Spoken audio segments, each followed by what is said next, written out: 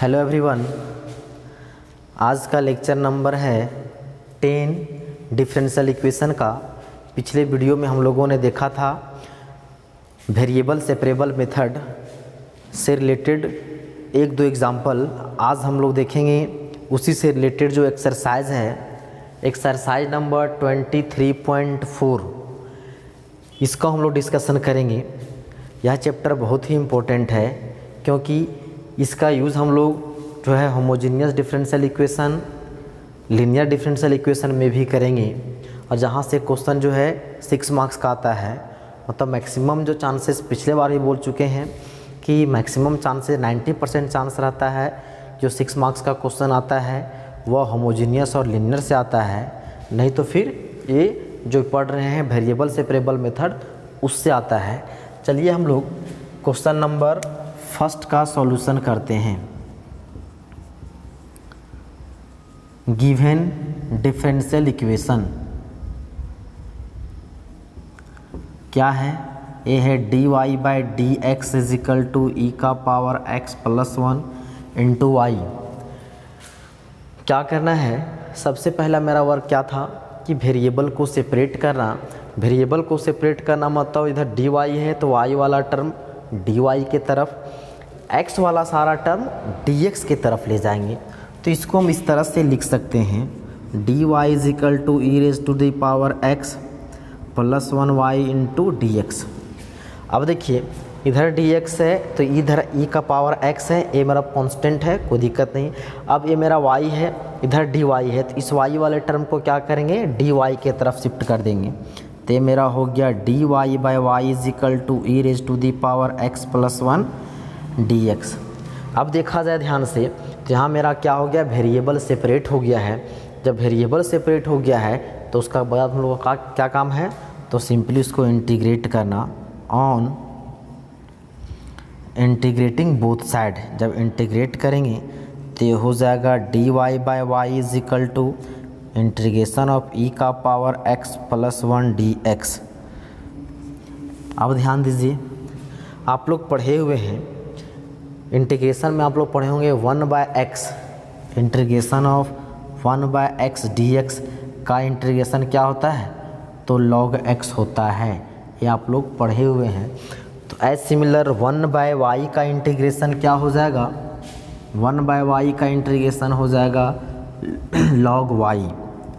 फिर है इसको यदि अलग अलग डिस्ट्रीब्यूट कीजिएगा तो इंटीग्रेशन e का पावर x का इंटीग्रेशन क्या होता है, तो e का पावर x एंड है 1 है तो मतलब dx का इंटीग्रेशन क्या हो जाएगा x प्लस c। तो यहाँ से लिख सकते हैं देयरफॉर log,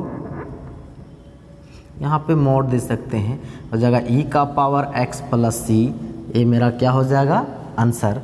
तो लिख सकते हैं दिस इज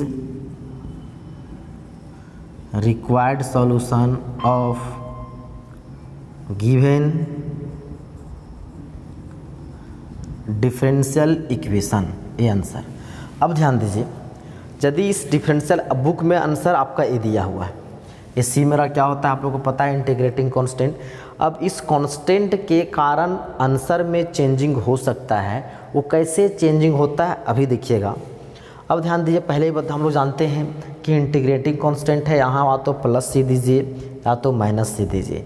एक कांस्टेंट टर्म हम लोग जो है दोनों तरफ इंटीग्रेशन है तो कांस्टेंट टर्म जो है हम लोग लेफ्ट राइट साइड भी दे सकते हैं या तो लेफ्ट साइड दे सकते हैं, इसमें भी इंडिपेंडेंट है। या तो फिर प्लस सी माइनस सी, या तो हम लोग log c minus log c, independent है, हम कुछ भी दे सकते हैं।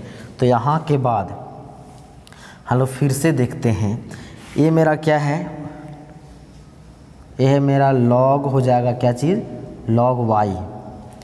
अब कांस्टेंट टर्म हम क्या देते हैं, कांस्टेंट टर्म यदि हम दे दें minus log c, minus log c दीजिए या तो प्लस लॉग सी दीजिए या तो सी दीजिए या तो माइनस सी दीजिए, आप इंडिपेंडेंट हैं। बोल रहे हैं कांस्टेंट के कारण आंसर में चेंजिंग कैसे होता है, ध्यान दीजिएगा। यदि मेरा मर्जी किया क्या कि लॉग सी, यहाँ जो है लॉग वाई है, इंटीग्रेटिंग कांस्टेंट क्या दें हम माइनस लॉग सी, तो इधर क्या हो जाएगा ई का पावर x प्लस x। आप लोग लॉग का प्रॉपर्टी पढ़े हैं, log m minus log n क्या होता है, फार्मूला, तो log होता है m/n, तो ये हो जाएगा y/c, प्लस में है y, माइनस में है log c, तो c ये हो जाएगा e का पावर x प्लस x। अब बताइए यहाँ से हम लोग y/c का यदि वैल्यू निकालें तो मेरा हो जाएगा e raise to the power, ये जो टर्म एक्सपोनेंशियल में चला जाएगा e का पावर x प्लस x। अब यदि हम लोग इससे हम लोग y का वैल्यू निकालें, यदि हम यहाँ से हम यदि y का वैल्यू निकालें, देयरफॉर तो y इज इक्वल टू क्या, c यहाँ पे मल्टीप्लाई c इंटू ई का पावर हो जाएगा e का पावर x प्लस x। ये इसका आंसर। देखिए ए भी इसका सॉल्यूशन हुआ, ए भी इसका सॉल्यूशन हुआ, लेकिन अभी इस केस में मेरा आंसर ए आया है, इस तरह से आया है ए। दोनों में ऐसा नहीं है कि क्या है, दोनों में से कन्फ्यूजन नहीं करना है, ए गलत है वो सही है, दोनों का दोनों सही है।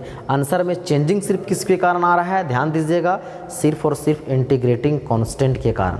तो उससे हम लोग को ज़्यादा टेंशन लेना नहीं है, सिर्फ हम लोग को इंटीग्रेशन बढ़िया से करना है। कांस्टेंट के लिए आप इंडिपेंडेंट हैं। चलिए हम लोग अब देखते हैं क्वेश्चन नंबर इसका जो 4 है उसका देखते हैं सॉल्यूशन कैसे होता है। देखिए क्वेश्चन नंबर 4, उसके बीच में 2 क्वेश्चन और हैं 2, 3, जो कि आप लोग से बन जाएगा। कोशिश कीजिएगा, ट्राई कीजिएगा। 4 का सॉल्यूशन क्या दे रखा है, गिवन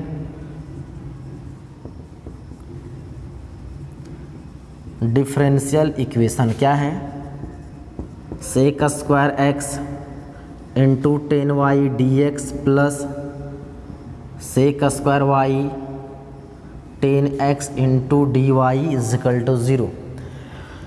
अब क्या करना है, हमको वेरिएबल को सेपरेट करना है। अब क्या करते हैं, कोई इन दोनों में से कोई टर्म को हम लोग क्या करते हैं, राइट साइड ले जाते हैं। तो ये मेरा है sec square x 10y dx, इसको उधर ले आते हैं, ये हो जाएगा माइनस सेक स्क्वायर वाई, ये हो जाएगा 10x dy। अब ध्यान दिया जाए, यहाँ से आप वेरिएबल को क्या करना है, हमको सेपरेट करना है। देखिए इधर क्या है, dx का टर्म है, मतलब हमको x वाला सारा टर्म dx की तरफ ले आएंगे। इधर dy है तो y का सारा टर्म हम लोग उस साइड ले जाएंगे, राइट साइड ले जाएंगे। तो ध्यान दीजिए, यहाँ क्या है, सेक स्क्वायर एक्स, इधर x का टर्म क्या है 10x, तो इधर हो जाएगा डिवाइड 10x dx। अब इधर क्या है, minus sec square y dy, इधर y का टर्म है, इधर आएगा तो हो जाएगा डिवाइड 10y। अब देखिए यहाँ से जो है वेरिएबल मेरा सेपरेट हो गया है, x का सारा टर्म dx के तरफ एंड y का सारा टर्म इधर किधर हो गया, dy के तरफ हो गया है। जब सेपरेट हो चुका है तो सिंपली इसको कुछ भी नहीं करना है, सिर्फ क्या कर देना है, इंटीग्रेट कर देना है। हो जाएगा on integrating sec square x 10x dx is equal to minus ये हो जाएगा sec square y 10y dy। अब इंटीग्रेट कीजिएगा। अब ध्यान दीजिए, इसका इंटीग्रेशन आप लोग पढ़े हुए हैं, बहुत आसान है। इसको यदि आप t सब्स्टिट्यूट कर दें, t इज इक्वल टू, तो इसका डिफ्रेंशिएट करेंगे, सेक स्क्वायर आ जाएगा, तो इसका आंसर क्या हो जाएगा, log 10x। तो इसको आप कर सकते हैं अलग अलग, यदि आप तो फिर इसको I1 मानिए, इसको I2 मानिए, दोनों के लिए क्या करें, अलग अलग सॉल्यूशन करें। तो मान लेते हैं इसका इंटीग्रेशन जो भी होगा, इसको मान लेते हैं I1, ये मेरा क्या है I2, इधर जो है कांस्टेंट टर्म को हम लोग मान लेते हैं log c, इसको मान लेते हैं इक्वेशन नंबर 1। अब क्या करते हैं, I1 को अलग सॉल्व करते हैं, I2 को अलग सॉल्व करेंगे, जो वैल्यू आएगा उसमें क्या कर देंगे, पुट कर देंगे। आप तो फिर यदि आप डायरेक्ट जान रहे हैं कि इसका होगा log 10x, तो डायरेक्टली आप log 10x भी लिख सकते हैं। आप तो अलग अलग सॉल्व कीजिए। तो सिंस I1 क्या है, sec square x by 10x dx, put कर देते हैं t is equal to 10x, differentiate किया जाए इसको तो हो जाएगा dt is equal to sec square x dx। आप तो इसको x के रिस्पेक्ट में डिफ्रेंशिएट करेंगे तो dt बाई डी एक्स, 10 का होगा सेक स्क्वायर एक्स dx, इधर मल्टीप्लाई कर दिए। अब देखिए a वाला टर्म और यहाँ देखिए a वाला टर्म, इसको क्या लिखेंगे dt, तो देयरफॉर हो गया I1 is equal to dt और 10x को क्या है t। अब इसका देखिए 1/x का क्या होता है, log log x होता है, यहाँ पे है 1/t, तो इसका इंटीग्रेशन क्या हो जाएगा log t, and log t की जगह पर क्या है मेरा tan x। आप तो इंटीग्रेटिंग कॉन्स्टेंट दे दीजिए, आप इसका वैल्यू यहीं पे पुट करना, इंटीग्रेटिंग कॉन्स्टेंट पहले से दे रखे हैं तो यहाँ भी नहीं भी पुट कीजिए, कोई दिक्कत नहीं है। अब लेते हैं I2 क्या है, एज सिमिलर है sec square y divided by tan y into dy। अब देखिए सेम चीज़ है, यहाँ पे सिर्फ क्या है y सब्स्टिट्यूट किया हुआ है, तो उतना ना करके सिमिलरली इसका आंसर क्या हो जाएगा log, ये हो जाएगा tan y प्लस, या तो log c दीजिए आप इंडिपेंडेंट। अब देखिए सारा का वैल्यू I1 I2 का वैल्यू मेरा सॉल्व आ चुका है, उसको कहाँ पुट कर देंगे इक्वेशन नंबर 1 में। फ्रॉम 1 I1 का वैल्यू क्या है, यह है log tan x is equal to minus I2 का वैल्यू कितना है log tan y प्लस क्या है log c। हाँ एक चीज़ आ सकता है कि सर यहाँ पे आप c लिखें, यहाँ पे c क्यों नहीं लिखें, यदि आप यहाँ पे c कर दीजिएगा, यहाँ भी c कर दीजिएगा, कांस्टेंट है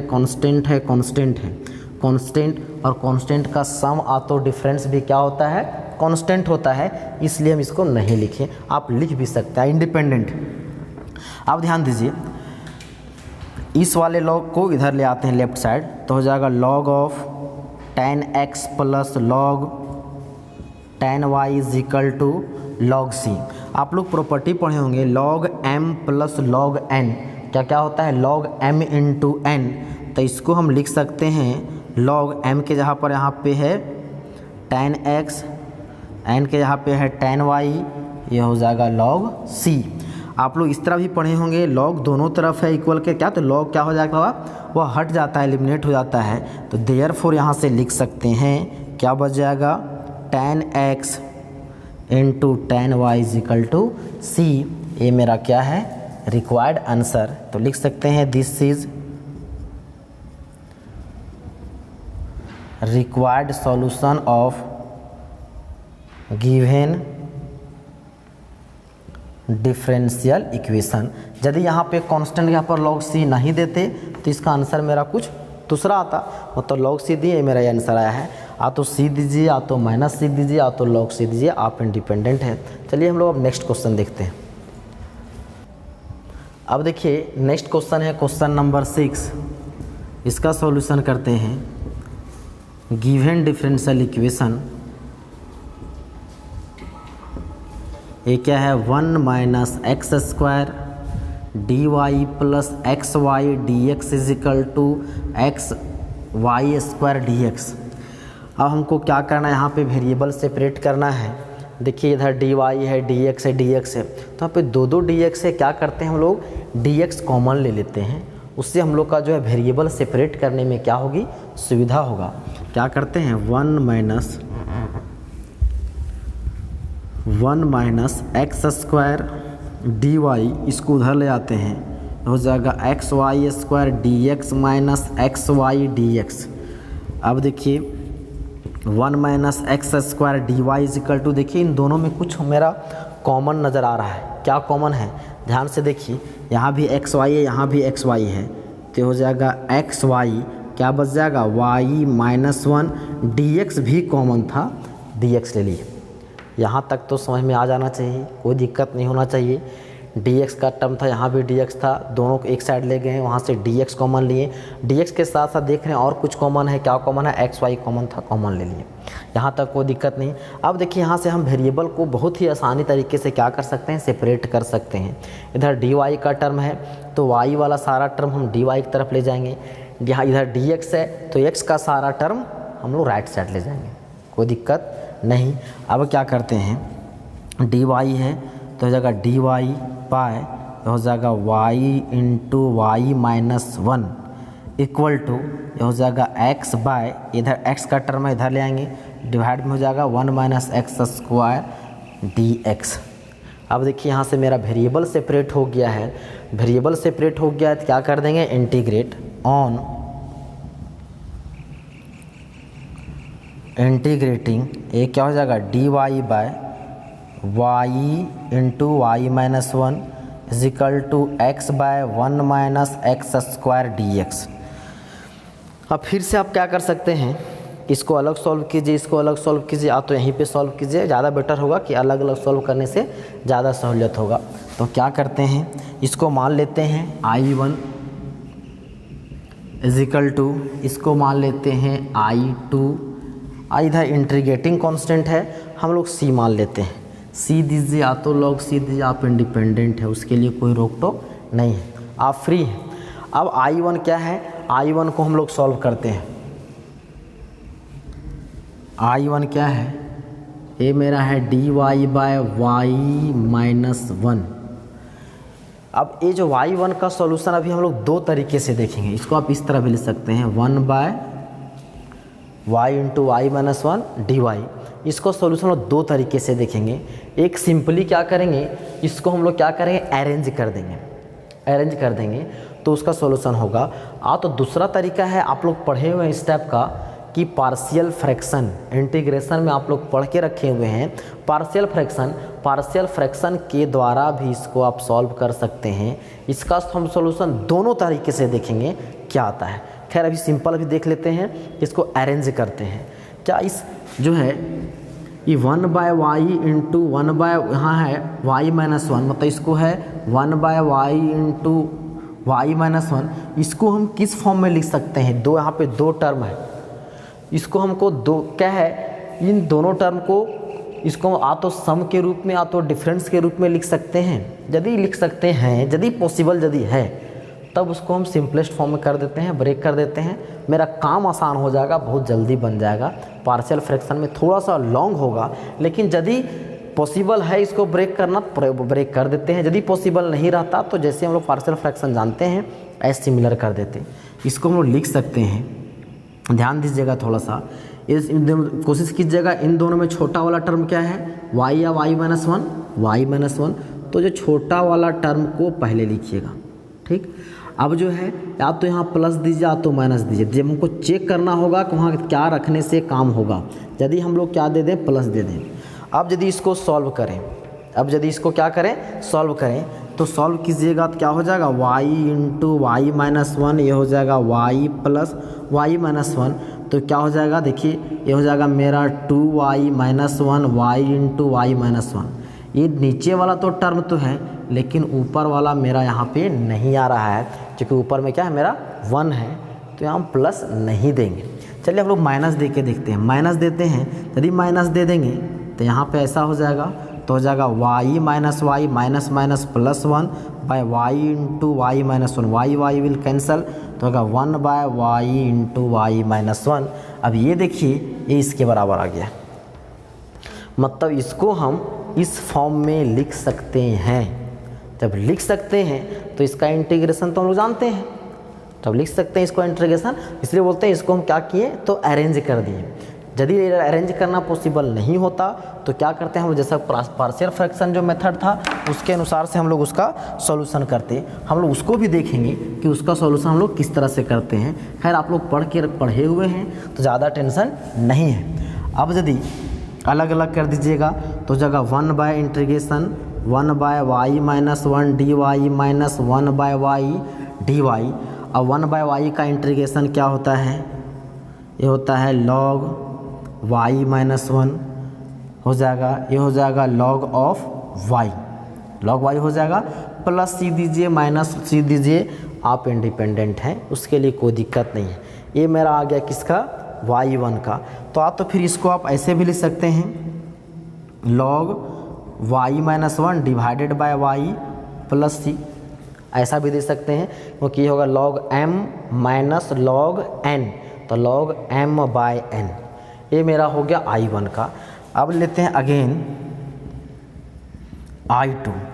I2 क्या है, ये है x by 1 minus x square d x. अब इसका इंटीग्रेशन यदि कीजिएगा, अब इसको इंटीग्रेट कीजिए, देखिए ऐसा इस तरह का फंक्शन आप लोग पढ़े हुए हैं, इसको ही बहुत आसानी से कर सकते हैं डायरेक्टली। इसका आप यदि इंटीग्रेट कीजिएगा तो कितना हो जाएगा, -2 से मल्टीप्लाई डिवाइड यदि कर दीजिएगा तो हो जाएगा log of 1 minus x square. Log और नीचे हो जाएगा 1/2, मतलब 1 minus 1/2 log 1 minus x square. तो खैर आप लोग इसको हम लोग क्या करते हैं, पूरा करते हैं, कम जो है लॉन्ग फॉर्म में कैसे बनाते हैं। आप लोग इसमें पुट पढ़े होंगे कि इसको नीचे वाले को पुट कर देते हैं, put t is equal to 1 minus x square, differentiate करते हैं x के रिस्पेक्ट में, तो ये हो जाएगा dt इज इक्वल टू हो जाएगा 0 माइनस 2x dx। अब जो है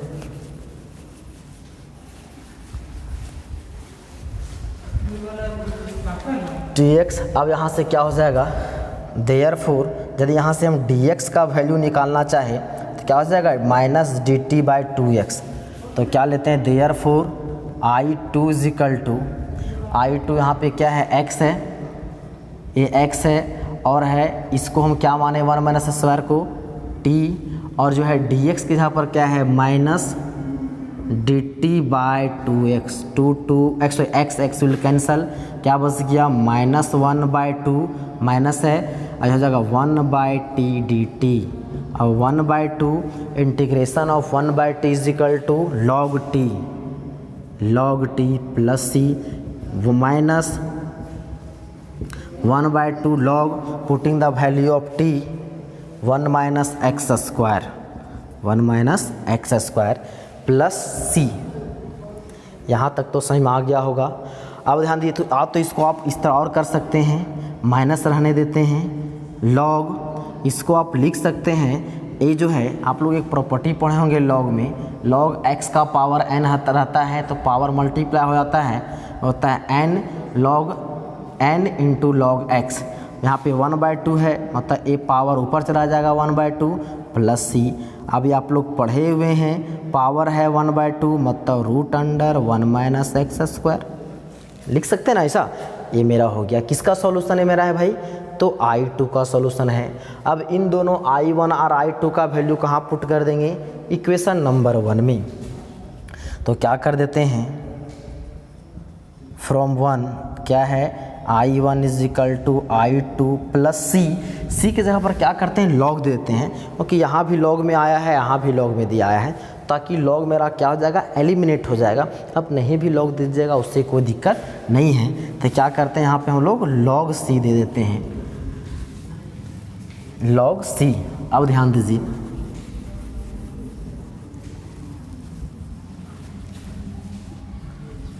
log C अब कितना आया है, I1 का वैल्यू कितना आया था, मिटा दिए ना, इसका आया कितना आया था, log of y minus 1/y plus c था। तो c यहाँ भी c देंगे, यहाँ भी c देंगे, यहाँ भी log c है, तो वही बोलें कि कांस्टेंट और कांस्टेंट का सम आ तो डिफरेंस भी क्या होता है, कांस्टेंट होता है, इज इक्वल टू I2 के जहाँ पर कितना है, minus log √1 minus x square, ये हो जाएगा प्लस log c। अब क्या किया जाए, इसको आप क्या कर सकते हैं, लेफ्ट साइड ले आते हैं, तो क्या हो जाएगा, log of y minus 1/y plus log √1 minus x square is equal to log c। अब देखिए log m plus log n, ये क्या होगा, मल्टीप्लाई हो जाएगा, तो ये हो जाएगा log √1 minus x square into y minus 1/y is equal to log c। अब देखिए यहाँ से हम लोग क्या कर सकते हैं, ये log वाला टर्म क्या हो जाएगा, एलिमिनेट हो जाएगा, हट जाएगा, तो देयरफॉर तो क्या हो जाएगा, √1 minus x square into y minus 1 divided by y is equal to c। ये मेरा क्या आ गया, तो आंसर आ गया, मतलब हो जाएगा this is required solution of the given differential equation. ये मेरा हो गया जो कि आंसर है। हाँ, इसमें एक बार हम लोग आंसर चेक कर लेते हैं कि आंसर इसका क्या दे रखा है। कितना नंबर था, क्वेश्चन नंबर है 6 का y माइनस 1। चलिए सही है आंसर। अब ध्यान दीजिए, अभी हम बोले थे कि जो I1 का जो सॉल्यूशन था जो हम लोगों ने अभी किया था उसको हम लोग डायरेक्ट सब्स्टिट्यूट कर दिए थे, अरेंज कर दिए थे। यदि उसको बोला जाए कि कि आप अरेंज ना करके बाय पार्शियल फ्रैक्शन से निकालिएगा तो भी आपको उसका सॉल्यूशन वही होगा। ध्यान दीजिएगा, अभी हम लोगों ने जो इंटीग्रेशन I1 का था, ये क्या था 1/y into y minus 1 dy, इसका भी हम लोगों ने निकाल के क्या रखा था, log of y minus 1/y plus c, ये था ना। अब इसका हम लोग करते हैं जो बाय